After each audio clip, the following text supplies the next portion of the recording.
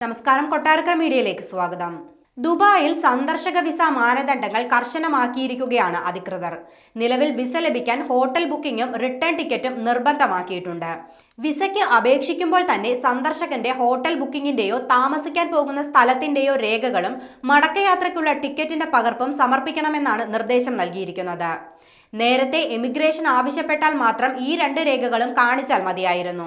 എന്നാൽ പുതിയ നിർദ്ദേശപ്രകാരം ടൂറിസ്റ്റ് വിസയ്ക്ക് അപേക്ഷിക്കുമ്പോൾ തന്നെ എമിഗ്രേഷൻ വെബ്സൈറ്റിൽ ഹോട്ടൽ ബുക്കിംഗും റിട്ടേൺ ടിക്കറ്റ് രേഖകളും അപ്ലോഡ് ചെയ്യാൻ ആവശ്യപ്പെടുന്നതായി ട്രാവൽ ഏജൻസികൾ വ്യക്തമാക്കിയിട്ടുണ്ട്. ഇത്തരം രേഖകൾ സമർപ്പിക്കാൻ വൈകുന്നത് വിസ നടപടികൾ പൂർത്തിയാക്കുന്നതിൽ കാലതാമസം ഉണ്ടാക്കുന്നതായും അധികൃതർ അറിയിച്ചു. ഒരു മാസത്തെ വിസയിലെത്തുന്നവർ 3000 ദിർഹം കറൻസിയായോ ഡെബിറ്റ് ക്രെഡിറ്റ് കാർഡുകളിലായോ കൈവശം വയ്ക്കണം. ഒരു മാസത്തിലേറെ രാജ്യത്ത് തങ്ങാനെത്തുന്നവരുടെ കൈവശം 5000 ദിർഹം ഉണ്ടായിരിക്കണമെന്നാണ് വ്യവസ്ഥ. ഈ സാഹചര്യങ്ങളിൽ സന്ദർശക വിസയ്ക്ക് അപേക്ഷിക്കുന്നവർ കൂടുതൽ ശ്രദ്ധിക്കണമെന്ന് അധികൃതർ വ്യക്തമാക്കി.